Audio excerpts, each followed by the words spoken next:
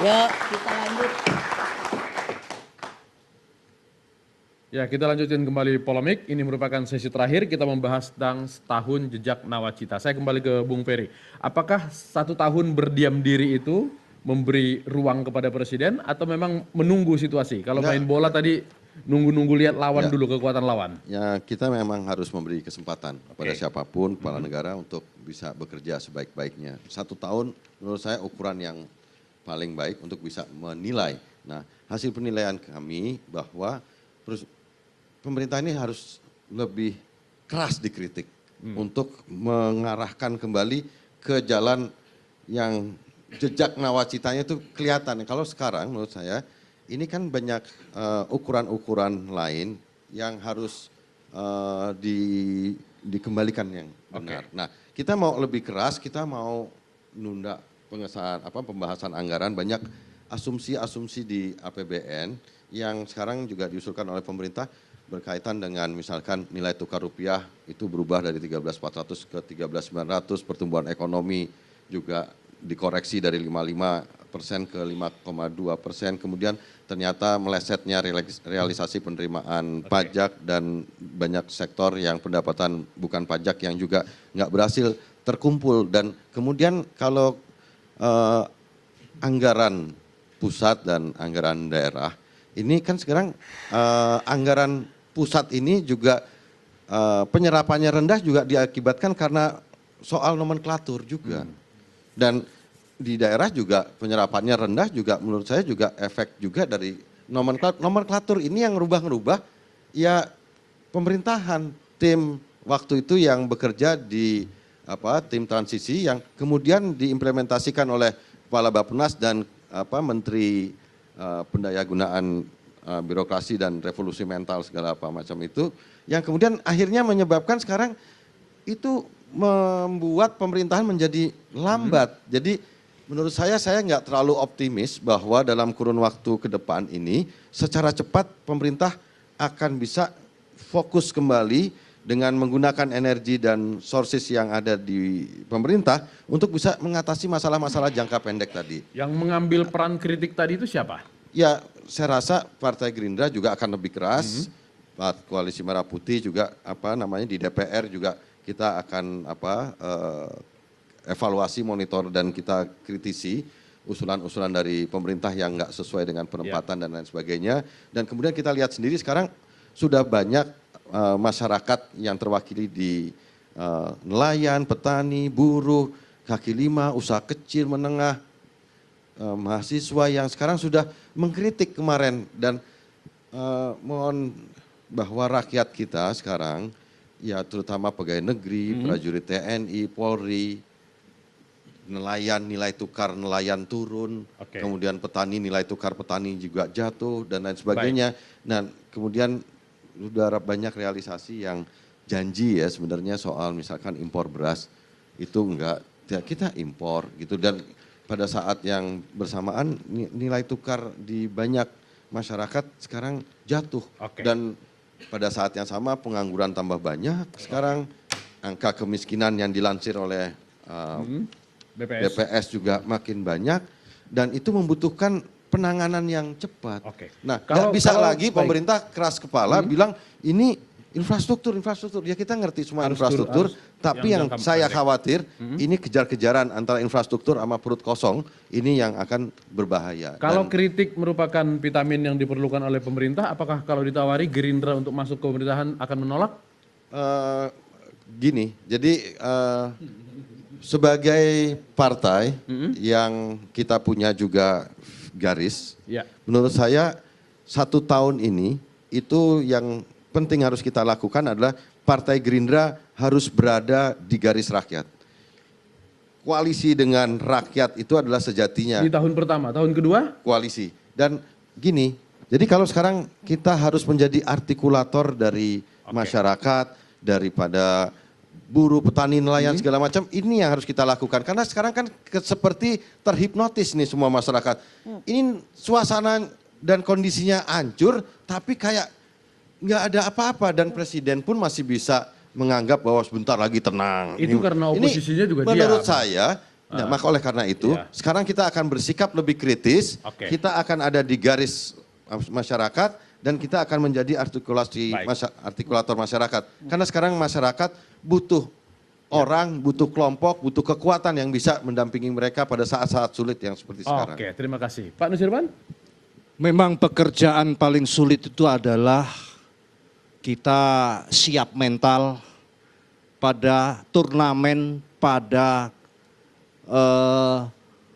liga bola, pemilihan apapun, itu harus siap mental untuk memberikan kesempatan. Itu pekerjaan paling sulit. Kami 10 tahun berada di oposisi. Itu kalau Bapak kan mungkin baru 1 tahun ya. Jadi kami itu 10 tahun. Memposisikan badan, memposisikan pikiran untuk menjadi menemani atau katakanlah itu adalah pemerintahan kita. Itu juga bukan pekerjaan gampang. Termasuk diantaranya adalah apabila kita paham, saya dengan Pak Hanta karena saya sudah kalah di dalam pemilihan kepala desa. Pekerjaan yang paling sulit adalah menata mental kita untuk mempersilahkan Pak Hanta untuk menjadi kepala desa. Dengan segala konsep dan segala situasi dan kondisi yang terjadi. Jadi apabila, mohon maaf, kakak saya mengatakan bahwa ini adalah kita memberikan kesempatan. Bukan kalimatnya bukan memberi kesempatan, Pak. Konstitusi memang sudah menyediakan siapa yang tampil. Dan itu dan kita harus siap. dijaga terus. Ya, ini sama-sama. Kita membangun bangsa ini berdasarkan siklus yang sudah diatur di dalam konstitusi. Jadi kalau misalnya memang itu sudah selayaknya untuk dikritik, ya dikritik. Kritik saja. Nah, tapi yang menjadi persoalan kita bisa membaca semua aspek yang terjadi di dalam kehidupan berbangsa bernegara itu isinya apa. Karena kalau tidak kita sadari, kita juga masuk di dalam celah-celah yang menyulitkan. Ini kan juga tidak gampang. Pak Nusirwan ya, kalau kami dari Partai Gerindra kan udah berat loh untuk menjadi seorang Prabowo Subianto menerima hasil pemilu presiden. Datang menghadiri pelantikan itu menurut saya modal besar. Itu juga tidak dilakukan oleh seorang Megawati terhadap Pak SBY. Dan harusnya ini modal yang menurut saya secara baik dimanfaatkan oleh pemerintahan sekarang. Di DPR yang menurut saya sekarang pemerintahan ini justru ditopang oleh stabilitas politik yang terjadi karena harmonisasi antara eksekutif dengan legislatif yang didukung oleh Koalisi Merah Putih dan partai-partai di situ. Jadi sebenarnya ini ya memang kesempatan, tetapi juga secara konstitusional kita juga wajib untuk meluruskan apabila atau misalkan kita lihat dari hasil yang menjadi ukuran kita semua, dari survei, dari ukuran-ukuran yang lainnya yang menyatakan bahwa pemerintahan ini adalah ini agak melenceng loh. Kita emang harus lurus. Harus diluruskan. Jadi benar ini. Karena beliau, itu saya sepakat dengan apa yang Anda katakan bahwa nah cuma sekarang gini Pak Nusirwan dan teman-teman, ini hari ini kita bicara di beberapa daerah ini udah kabut asap. Ini udah darurat lah. Kita nggak usah kebanyakan pendapat, opini. Partai-partai yang di DPR menurut saya harus segera membentuk pansus. Pemerintah juga sebaiknya ya rakor boleh, tapi ya kembali kerja. Nah kita ini ingin ngelihat hasilnya. Kok jadi tambah banyak asapnya, padahal Presiden udah datang sendirian seperti seorang pendekar di daerah yang setelah kebakaran. Tetapi sekarang udah sampai Papua, udah sampai mana-mana dan sekarang asapnya saya dengar udah kuning.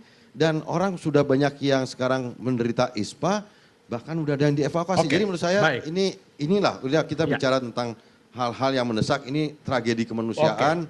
Seperti itu. Saya ke Bung Hanta, ini koalisi, oposisi, istana. Ini kekuatan apa istilahnya Anda bilang? Konstelasi tripolar. Bagaimana menjaganya supaya ke tahun ke depan Pak Jokowi. Tapi sebenarnya Gerindra juga tidak hanya 1 tahun di luar. Dulu sama-sama PDIP 5 tahun.